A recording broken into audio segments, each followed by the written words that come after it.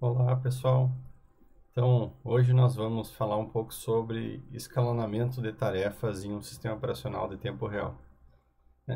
Provavelmente vocês já ouviram falar de escalonadores quando fizeram a disciplina de sistemas operacionais, mas aqui vocês vão ver escalonadores um pouquinho diferentes, e até inclusive mais simples do que o que vocês viram nessa disciplina de sistemas operacionais, porque o foco é outro, tá? Então eu decidi quebrar essa aula em duas aulas para não ficar uma aula muito comprida, né, de muito tempo. E nessa primeira aula nós vamos ver escalonadores de uma forma mais genérica e a forma com que a gente usa a seleção de prioridades para tarefas em sistemas baseados em prioridades. E num segundo momento, na segunda aula, nós vamos falar sobre algoritmos complementares, são algoritmos de escalonamento que a gente usa em conjunto com escalonadores de prioridades. E também vamos falar um pouquinho de como que esses escalonadores são implementados em sistemas operacionais de tempo real, seja eles gratuitos ou seja eles comerciais. Então, vamos lá. Bom, pessoal, o escalonador ele é o componente do núcleo do sistema operacional que é responsável por determinar.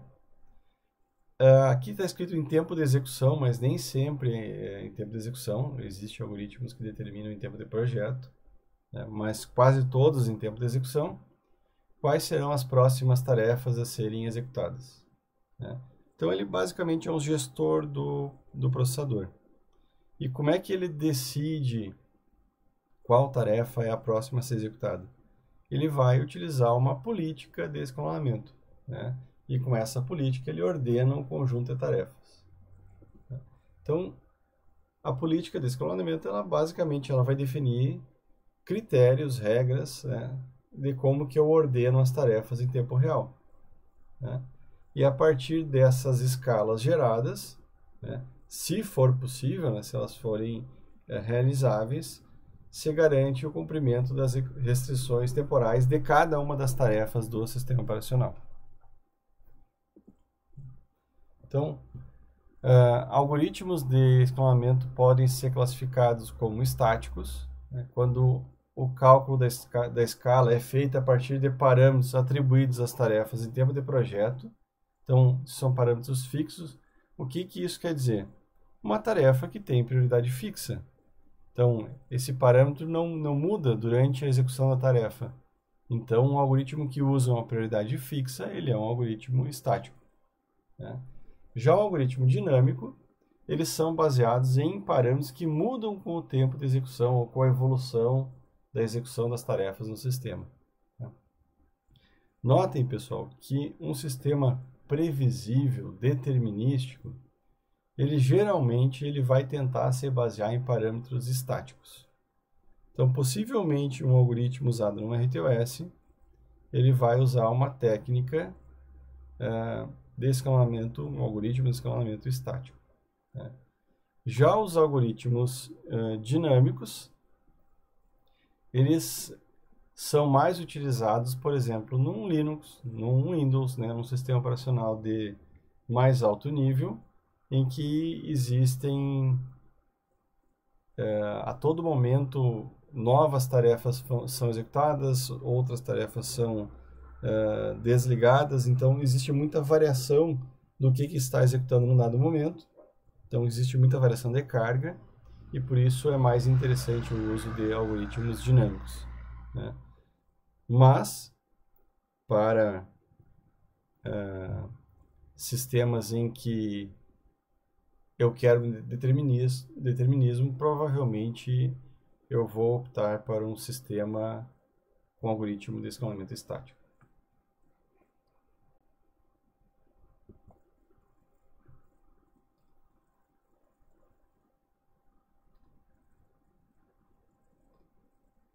Desculpe, pessoal, então voltando. Os algoritmos de escalonamento que produzem a escala em tempo de projeto são conhecidos por algoritmos offline, né? Então, que é um algoritmo offline? Toda a escala de qual tarefa executa em qual momento é feita durante o projeto. Né? Esse é um escalador offline. E se a escala é produzida em tempo de execução, ele é dito online. Né? Então, grande parte dos escaladores vão ser online. Né? Então, com essas duas classificações, eu posso dizer que um escalador pode ser offline estático, ele pode ser online estático e online dinâmico. Então, a gente vai ver alguns exemplos de algoritmos para cada uma dessas classes. Tá? Bom, para poder decidir o que eu posso usar de algoritmo de escalonamento, eu tenho que ter alguma ideia da carga da carga de tarefas que esses escalonadores têm que tratar. Né? Então, uma aplicação ela vai apresentar a característica de carga estática quando todas as suas tarefas são bem conhecidas em tempo de projeto. Né? E como que eu conheço as tarefas? Pelas restrições temporais dela. Né? Então, eu vou ter que saber tempo de chegada, tempo de computação, período, prazo, jitter, aquelas informações base, elas têm que ser conhecidas, né, para eu poder projetar com uma carga estática. Então, o fato de conhecer os tempos de chegada também torna possível a determinação dos prazos que essa carga está sujeita. Né? E quando eu ligo um sistema operacional em tempo real e eu instalo todas as tarefas no boot, na verdade, a condição de chegada daquelas tarefas é bem conhecida, porque todas chegam praticamente no mesmo instante. Né?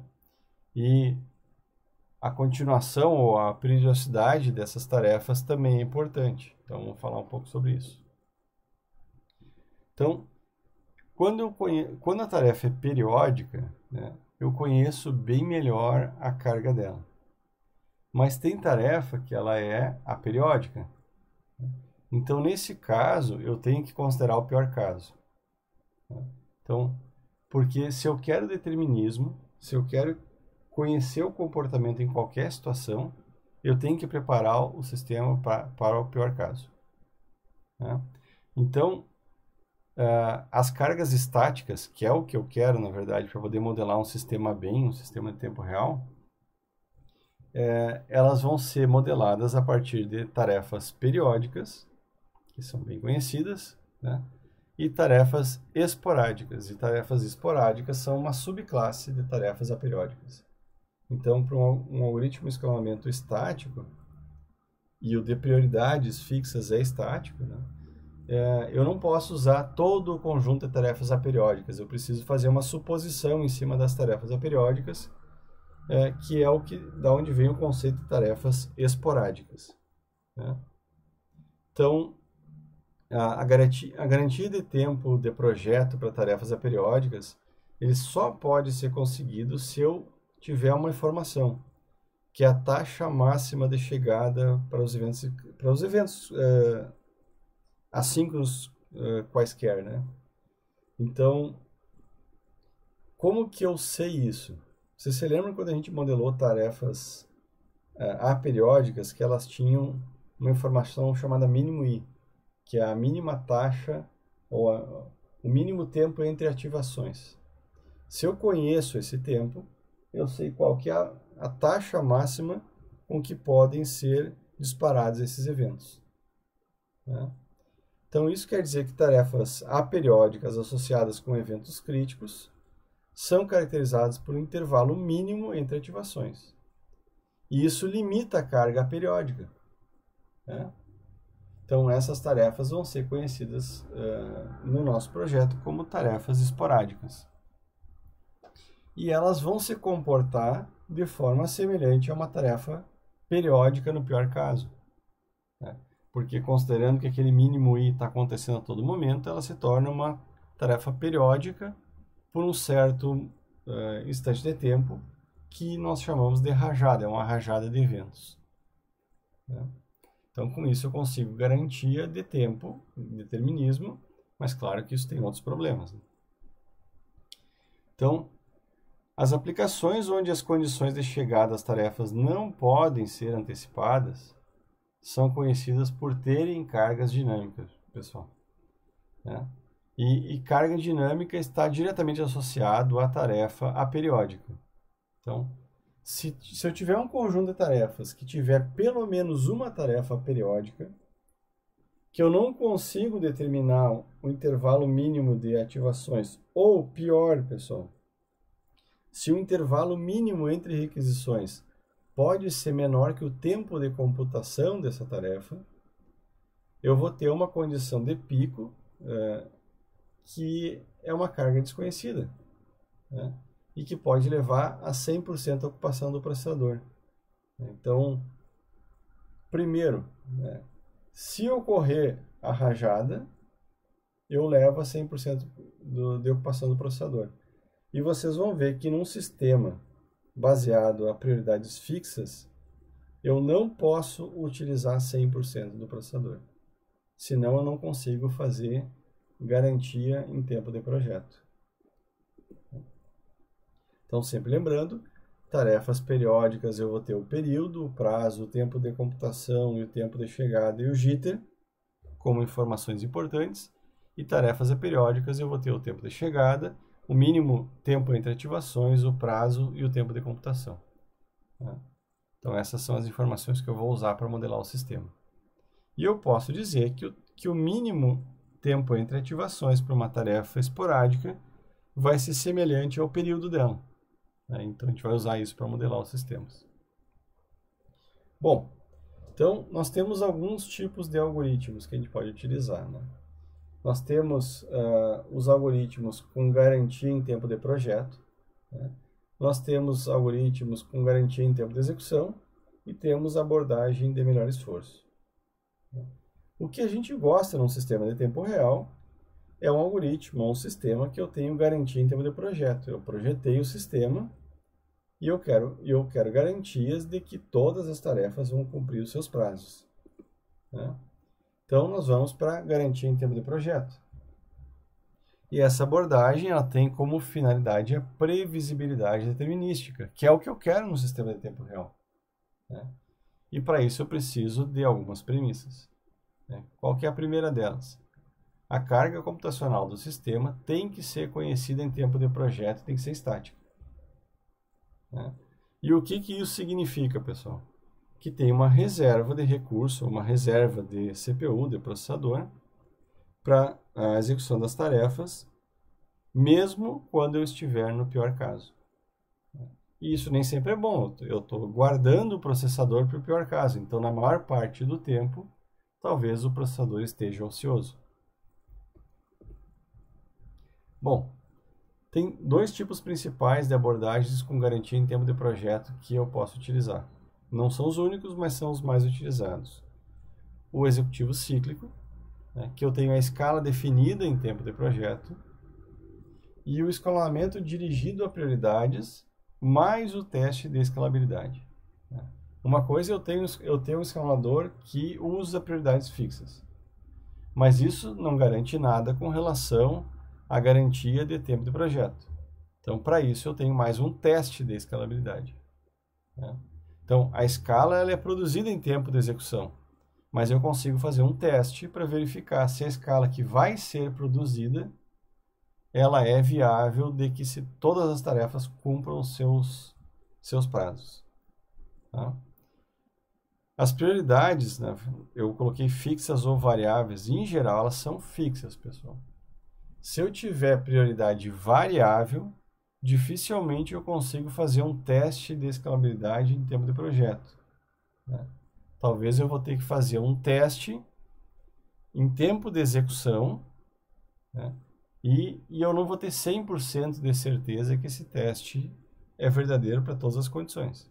Agora, com prioridades fixas, sim, né? Então, vamos falar um pouquinho primeiro do executivo cíclico, né? Então, em tempo de execução, esse escalonador ele é simplesmente um despachante, pessoal. Então, ele fica ciclicamente despachando tarefas. Então, ele não tem nenhuma decisão de qual que é a escala, porque a escala ela foi feita em tempo de projeto. Então, eu posso dizer que esse algoritmo ele é um algoritmo de execução estática, ele é offline, porque não tem, ele é offline porque não tem tomada de decisão em tempo de execução, né? Então, a escala calculada nessa abordagem em tempo de projeto vai refletir sempre o pior caso. Então, eu vou desperdiçar recurso, né? Em um sistema em tempo real, dificilmente eu consigo fugir disso. Bom, para entender um pouco mais facilmente o executivo cíclico, eu vou utilizar um conjunto de tarefas, né? Então, esse conjunto de tarefas são 5 tarefas, onde eu tenho o tempo de computação. Imaginem que isso aqui seja milissegundos, é um exemplo qualquer. E eu tenho também o período das tarefas. Lembre-se que para tarefas periódicas eu estou usando o período, para tarefas esporádicas eu estou usando o pior caso, o mínimo tempo entre ativações, tá? Então, o executivo cíclico ele vai definir 2 intervalos de tempo, tá? Então, ele tem o tempo de ciclo principal, que ele é bem definido e dado pelo mínimo múltiplo comum dos períodos das tarefas, né? E ele também deve conter um número inteiro de tempos de ciclo secundário, né? Então, eles são múltiplos, né? O tempo de ciclo principal e o tempo de ciclo secundário. O tempo de ciclo secundário, ele tem que satisfazer uma relação, né? E essa relação é que o tempo de ciclo secundário mais o tempo de ciclo secundário menos o máximo divisor comum do tempo de ciclo secundário e cada um dos períodos tem que ser menor que o prazo de cada uma das tarefas. Então, isso aqui é um teste para cada tarefa, né? Então, o TCS é um só, mas o PI e o DI depende da tarefa. Então, esse teste tem que ser feito para todas as tarefas, né? Então, o tempo de ciclo secundário ele tem mais regras. Ele tem que ser maior ou igual que o maior tempo de computação e menor ou igual que o menor período. Ele tem que estar nessa janela de tempo. Então, pode ser que seja impossível de pegar um conjunto de tarefas original, como eu previ, e executar um executivo cíclico, né? Então, talvez eu tenha que repartir a tarefa em pedaços menores para conseguir deixar ele realizável. Então, vamos fazer o teste para aquele nosso conjunto de tarefas. Então, quem é o mínimo múltiplo comum do período dessas 5 tarefas? É 100, vamos dizer que milissegundos. Então, o tempo de ciclo principal para esse conjunto de tarefas é 100 milissegundos. Agora, como é que eu defino o tempo de ciclo secundário? Eu tenho aquele intervalo que eu tenho que utilizar, né? Ele tem que ser, vamos lembrar do tempo de ciclo secundário aqui, ó. Ele deve ser maior ou igual que o maior tempo de computação e menor ou igual que o menor período. Então, ele tem que estar entre 10 e 25, né? Então, mas ele é igual, então ele pode ser um ou outro, né? Então, eu vou escolher aqui, de forma simplista, o 25, né? Até porque ele é um período de tarefa. Então, de duas tarefas pelo menos, né? Então, imaginem que eu chute como exemplo o 25. Se eu usar como teste aqui o 25 em cada um dos testes, aqui deu 25 mais esse 25, né, pessoal? Deu 50 ali. Daí o máximo divisor comum do 25 com cada um desses períodos tem que ser menor ou igual que o deadline. Ah, mas, professor, e esse deadline aí que não está na tabela? Então, a gente vai considerar o prazo da tarefa sendo igual ao período, né? Então, estou fazendo uma análise mais simples do problema. Então, pode ser que existam casos em que o prazo não possa ser igual ao período. A gente já falou sobre isso. E vocês vão ver que 25 funciona, né? Então, como que esse conjunto de tarefas aqui vai ser escalonado? Então, a tarefa A, eu vou começar sempre pelos menores períodos aqui. A tarefa A, pode ver que está ordenada aqui pela ordem de períodos. Ela é a primeira a ser executada. E ela tem um tempo de computação de 10 milissegundos. Então, ela termina aqui. Quando ela termina, esse algoritmo vai despachar a segunda tarefa, que é a tarefa B, que leva 8 milissegundos. Então, eu ocupei 18 milissegundos. Então, sobrou 7 milissegundos, pessoal. Dá para executar mais duas tarefas? Não dá. Só dá para executar mais uma. Então, eu executo a tarefa C e nesse espaço de tempo aqui eu vou para baixo, consumo de energia e desperdiço o processador mesmo. Né? 25 milissegundos depois é novamente hora de executar tanto a tarefa A como a tarefa B. Então, a tarefa A e a tarefa B são chamadas novamente. Agora, a tarefa C ela já foi executada. O período dela é 50. Então, ela não precisa ser executada aqui nessa janela mais, nesse segundo ciclo secundário. Agora, a tarefa D e a E nunca foram executadas. Então, a tarefa D e a E são executadas. Né? Então, eu usei aqui 18 mili, mais 4, 22, mais 2, 24, e ainda sobrou 1 milissegundo aqui, que é desperdiçado. Né? Então, notem que a tarefa C ela está dentro da execução em 50 milissegundos. A tarefa D também está dentro da execução de 50 milissegundos. E a tarefa E, ela precisa ser executada uma vez a cada 100 milissegundos. Então, ela também já foi executada. Né? Daí aqui eu começo outro ciclo secundário. Então, notem que, de novo, a tarefa A e a B têm que ser executadas, porque elas têm período igual ao período do ciclo secundário. Então, elas sempre são executadas num ciclo secundário. Então, A e B de novo. Então, quem vai ser executado de novo é a C, porque a C tem período de 50. Então, já passou 50, está na hora dela competir de novo pelo processamento, ela entra de novo. Né? E vai sobrar de novo aqui os 7 milissegundos. Quando abre um novo período, de novo, A e B. Só que a tarefa D agora, pessoal, ela precisa ser executada, porque ela precisa ter uma execução a cada 50 mili. Mas a E não. A E é uma execução a cada 100 mili, e ela já foi executada. Tá? E com isso eu concluo o ciclo principal. Tá? Então, o que vai acontecer a partir daqui?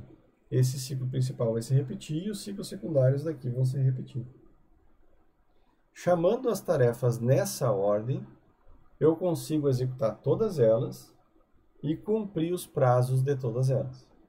Então, notem que para esse conjunto aqui, se o deadline fosse menor que o período, já começaria a ficar apertado aqui e conseguir encaixar esse conjunto de tarefas no executivo cíclico. Tá? Então, antes de partir para o escalamento por prioridades, mas alguém usa executivo cíclico? Eu já ouvi falar de roteadores, por exemplo, suítes que usavam executivo cíclico. Né? Eles têm um conjunto específico de portas ali, por exemplo, um switch. Eles têm que dar conta de todas as portas, se elas estiverem todas plugadas. Então, elas podem reservar um espaço de tempo para cada uma dessas conexões e, com isso, cumprir a taxa lá de 100 gigabits por segundo para cada uma delas. Né?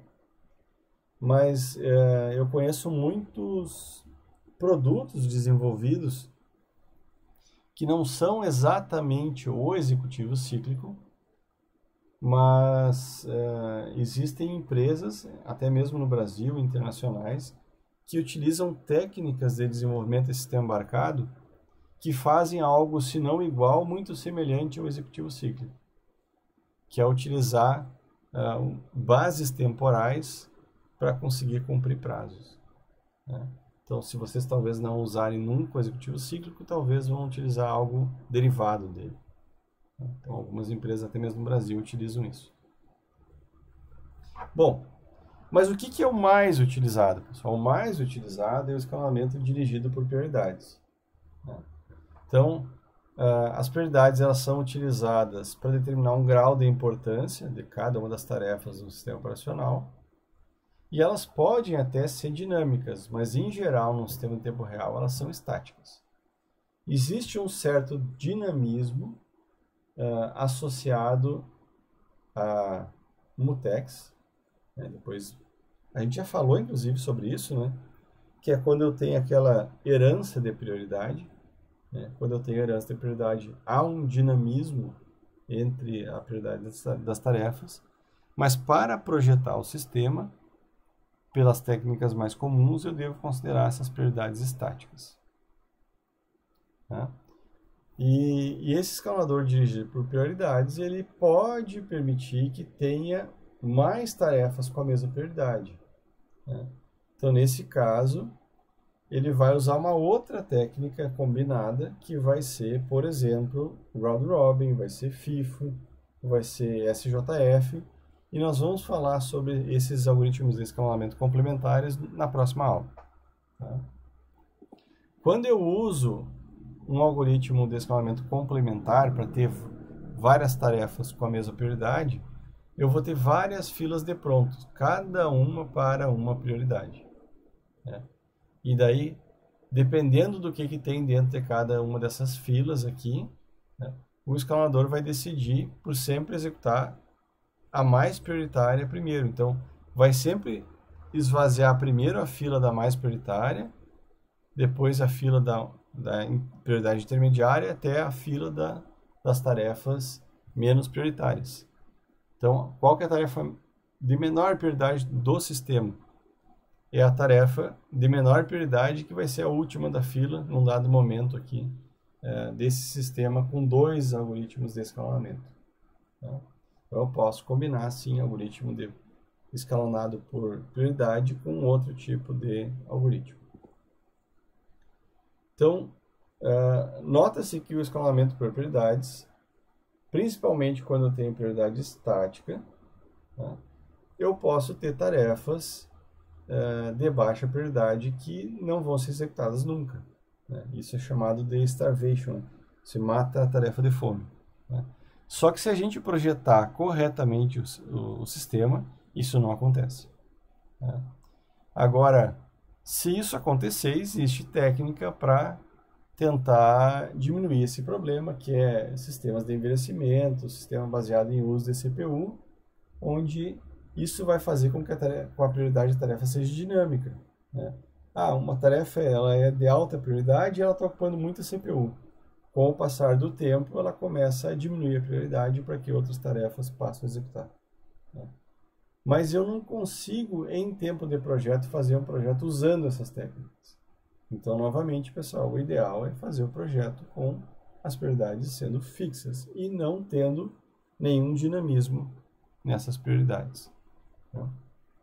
Quando eu estou nessa situação, como que eu projeto o sistema?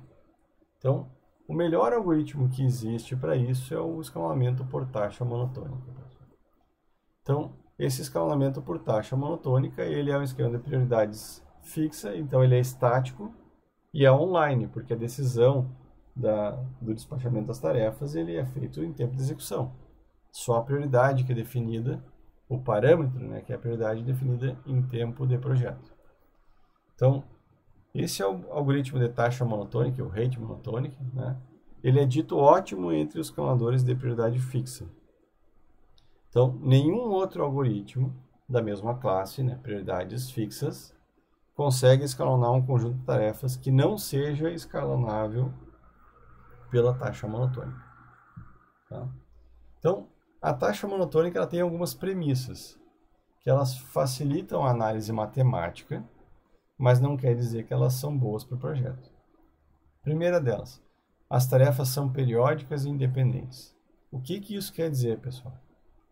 Que as tarefas têm que ter um período de ativação. Então, para as periódicas, ok. Para as esporádicas, mínimo I, né? Pior caso, tá? O prazo de cada tarefa deve ser menor ou igual que o seu período. Isso já é meio que de praxe, né? Até aí não é problema nenhum. O pior tempo de computação de cada tarefa é conhecido e constante. Por que pior tempo de computação, pessoal? Porque a gente não tem tempo de computação fixo. Se eu tenho um if, esse if, se eu entrar no if, aumenta o tempo de computação. Se eu não entrar, diminui o tempo de computação. Então, qual que é o tempo de computação que eu vou usar? O pior caso, de novo, né? Então, o maior tempo que pode levar a se entrar em todas as condições, esse é o tempo de computação que eu vou usar. O tempo de chaveamento ou troca de contexto entre as tarefas é assumido como nulo, e isso é impossível, né, pessoal? Nenhuma troca de contexto é instantânea, né? Então, essa é uma condição que já nos diz que a taxa monotônica não é perfeita, né? Então, eu tenho tempo de troca de contexto e nenhuma tarefa apresenta release jitter. Isso também não é verdade, né, pessoal? Porque tem release jitter, né? Tem tarefa que vai ficar esperando para ser executada. Então, apesar das premissas da taxa monotônica não serem reais, porque não tem como fazer um sistema assim, né? Apesar disso, a taxa monotônica é quem nos dá a melhor base de como que eu poderia escolher as prioridades do meu sistema. Então, a análise de escalonabilidade ela é feita em tempo de projeto e ela vai se basear no cálculo da utilização do processador por cada uma das tarefas. Então, para que N tarefas, né, porque pode ser uma, duas, até infinitas tarefas do sistema, né, tenham atendimento das suas restrições, deve-se satisfazer o teste abaixo. Tá? Então, esse teste aqui, ele tem uma explicação de onde é que ele sai e ele aparece lá no livro que vocês têm como referência, também caso alguém tenha curiosidade. Tá? Então, se eu fizer o somatório, U é a utilização, se eu fizer o somatório de I igual a 1 até N, onde N é a quantidade de tarefas, do tempo de computação de cada tarefa sobre o seu período, ou seja, qual é o percentual de ocupação do processador dessa tarefa, né? Se eu fizer esse somatório, ele tem que ser menor ou igual, sendo que o valor máximo que ele pode dar é 1, obviamente, né? Ele tem que ser menor ou igual que 2 elevado a 1 sobre n menos 1. Então, essa é a condição. Tá? Então, outra informação importante do taxa monotônica é que à medida que o número de tarefas cresce, a utilização do processador converge para 69%. Ou seja, quando eu tenho muita tarefa, eu não consigo passar de 69% de ocupação do processador se eu estiver utilizando taxa monotônica e prioridade fixa. Tá? Alguns poderiam dizer que é baixa a ocupação do processador, mas não é tão baixa, né? 69% de ocupação do processador é bom para um sistema de tempo real. Tá? Mas essa é a melhor, geralmente converge mais ou menos para isso aí. Isso não significa, pessoal, que não seria possível escalonar melhor isso aí, esse conjunto de tarefas. Mas para isso, eu teria que ter prioridades dinâmicas. Inclusive, a gente vai ver numa próxima aula um tipo de técnica de prioridade dinâmica que ela não é tão dinâmica, mas ela com certeza não é estática e que eu consigo ainda fazer algum tipo de teste para ver se ela é escalonável. Tá? Mas sendo prioridades estáticas, eu converjo aí para um máximo de 69% de ocupação do processador. E rapidamente, 3, 4 tarefas já convergem para isso aí. Tá? Então, como que eu defino prioridade na taxa monotônica? As prioridades crescem em função da diminuição dos períodos. Né? O que isso significa, pessoal? Que quanto mais frequente, quanto mais vezes essa tarefa ela for executada por segundo, por o seu período ser menor, né, maior vai ser a sua prioridade. Então, se eu tenho que executar elas muitas vezes, a prioridade cresce. Agora, se o período é bem grande, ela precisa executar lá de vez em quando, a prioridade cai. Né? Então, como os períodos das tarefas não mudam, né, a gente considera o pior caso para as esporádicas e o período mesmo da tarefa para as periódicas, então a prioridade é fixa. Então, se eu pegar um conjunto de tarefas assim, né, então vocês vão ver que a tarefa A tem um período grande, né, apesar de ter uma computação grande também. A tarefa B é um período um pouco menor e a tarefa C é o menor período, então ela tem a maior prioridade. Então, a prioridade aqui ela é dada na ordem inversa aqui, que na verdade é do menor para o maior período. Né? Então, esse aqui é a utilização de cada uma das tarefas pelo processador. Né? Então, notem que não existe uma relação direta de utilização com prioridade, né? Porque a que mais ocupa é a menos prioritária, a ideia é a segunda que mais ocupa é a mais prioritária. Então, não existe uma relação direta. Né? Mas quando eu faço esse teste de escalabilidade aqui, a soma da utilização desse conjunto aqui, ele é menor ou igual que n vezes 2 elevado a 1 sobre n menos 1, que nesse caso aqui, para 3 tarefas, dá 0,779. Então, eu não poderia ter mais utilização do processador do que 77,9%. E esse conjunto de tarefas vai ocupar 75%. Então, esse conjunto é escalonável. A prova disso é: as 3 tarefas são instaladas e estão querendo o processador logo que o sistema boota, né? Logo que ele é ligado. Então, quem vai executar primeiro? A tarefa C. Depois a tarefa B e depois a tarefa A. Então, a tarefa B, nesse instante de tempo que ela estava esperando, e a tarefa A que eu estava esperando o processador nesse instante de tempo. Quando dá o período da tarefa C, que é 16 milissegundos, ocorre a famosa preempção. Então, o sistema bloqueia a tarefa A e passa a executar a tarefa C novamente, né? Então, logo a tarefa C termina de executar, ela volta a executar a tarefa A. Então, notem que o tempo de computação é 4, né? Então, eu voltei a executar no 16, computou 4 milissegundos, no 20 volta para A, né? Então, ela ficou esperando o processador nesse tempo aqui. Então, após um certo tempo, é tempo novamente de executar a tarefa C. Interrompe novamente a tarefa A, executa a tarefa C, né? E daí volta para a tarefa A. Quando dá 40 milissegundos, pessoal, que é o período da tarefa B, a tarefa B também é executada, né? E o tempo de computação dela vamos ver ali, 5 milissegundos, né? Então, ela vai executar por mais 5 milissegundos e quando ela desistir do processador, entra a tarefa A de novo. E daí, daqui a pouco, já chegou os 16 milissegundos de novo da tarefa C, interrompe de novo a tarefa A. Até que termina essa tarefa C e finalmente a tarefa A conclui, né? Então, quando que a tarefa A vai concluir? Ela vai concluir quando o seu tempo de computação, aqui que é 30, conseguir ser executado nos tempos em que ela tem o processador, né? Então, as tarefas de menor prioridade, elas vão ser picotadas na execução dela. A todo momento, elas são bloqueadas, elas são preemptadas, né? Ou elas são interrompidas por qualquer tarefa com prioridade maior que elas, tá? Então, com isso, eu vou ter essa execução toda picotada aqui. O que não é um problema, porque se eu tenho atualização numa tela, por exemplo, a atualização é lenta. Qual que é o tempo de computação para atualizar uma tela inteira? Eu diria que talvez até 200 milissegundos, 100 milissegundos, depende da quantidade de pixels do processador, da frequência, né? Mas 100 milissegundos é muito tempo, pessoal. Então, essa tarefa vai ter que ser picotada para que coisas mais rápidas aconteçam, né?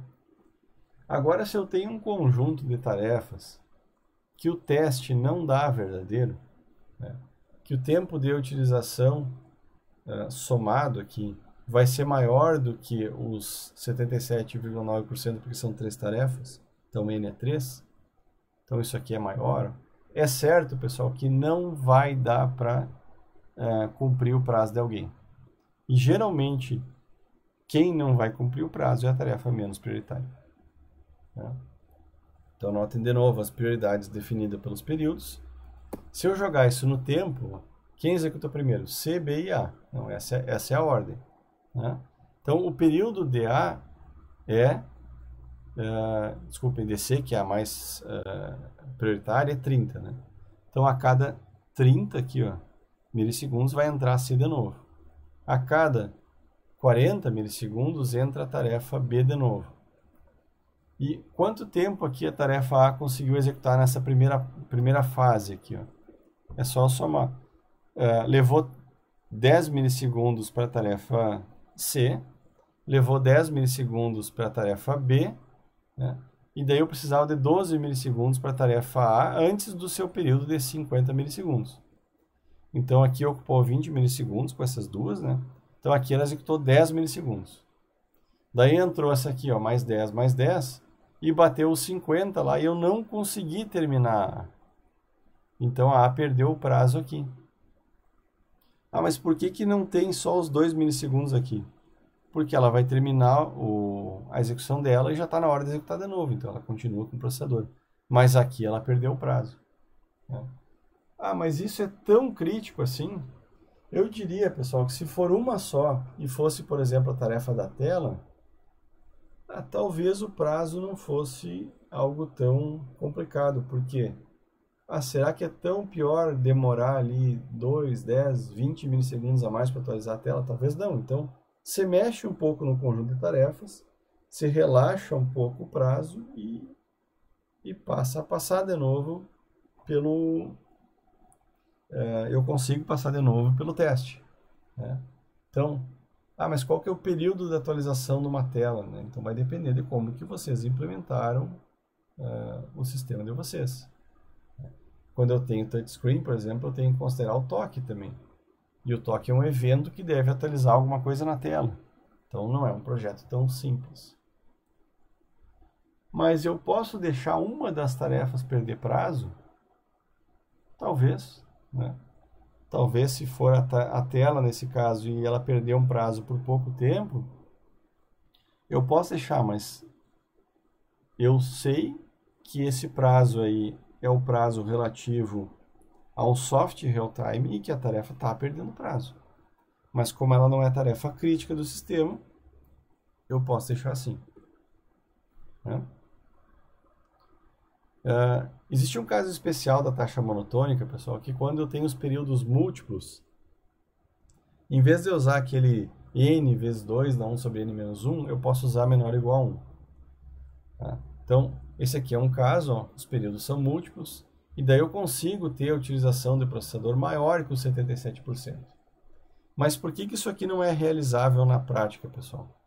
Notem que eu estou usando 100% do processador aqui, eu nunca estou parando de usar o processador. Mas e aonde que está o tempo de troca de contexto? Então, na verdade, isso aqui é um caso especial que a gente não consegue usar na prática, porque nem todas as premissas da taxa monotônica são verdadeiras na prática.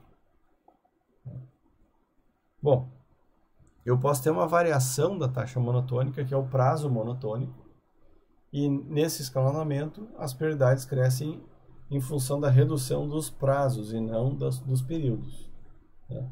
Isso aqui serve principalmente quando eu tenho prazo diferente de período, né? Então, quanto mais rápido a tarefa tem que completar, né, quanto menor for o seu prazo, maior vai ser a prioridade, né? Como os prazos das tarefas não deveriam mudar, o prazo monotônico também atribui prioridades fixas. Basicamente, a gente está trocando período por prazo, né? Bom, pessoal, então na próxima aula nós vamos falar sobre os escalonadores complementares.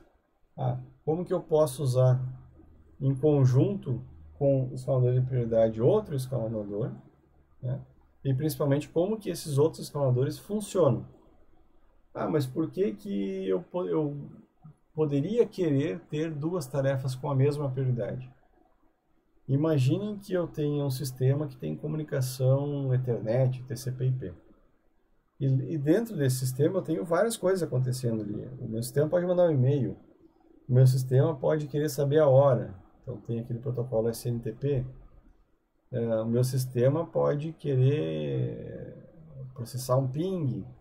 Então é um monte de coisas concorrentes que talvez eu queira que tenha a mesma prioridade, né? Então, existem alguns casos, sim, que é interessante eu utilizar várias tarefas com a mesma prioridade. Então, é para isso que alguns sistemas permitem isso, mas para isso eles precisam ter um segundo escalonador. Mas mais do que isso, pessoal, na próxima aula a gente também vai ver como que são implementados alguns dos escalonadores dos RTOS mais utilizados que existem no mercado aí. E daí vocês vão perceber que desempenho do escalonador também ajuda a melhorar o desempenho da minha aplicação, né? Porque o escalonador é uma decisão, né? Ele precisa ser calculado quando ele é online, né? Mesmo que eu tenha prioridades fixas, eu preciso ter um cálculo para decidir, ou uma lógica, eu preciso ter alguma estrutura de computação que defina qual desse conjunto de tarefas prontos é o mais prioritário ou que tem o maior direito a executar, né? E isso pode ser feito de várias formas, melhores ou piores, e por isso a gente vai dar uma olhadinha como é que funcionam os escaladores desses sistemas operacionais aí que existem disponíveis para a gente utilizar. Tá? Então era isso, pessoal. Até a próxima aula.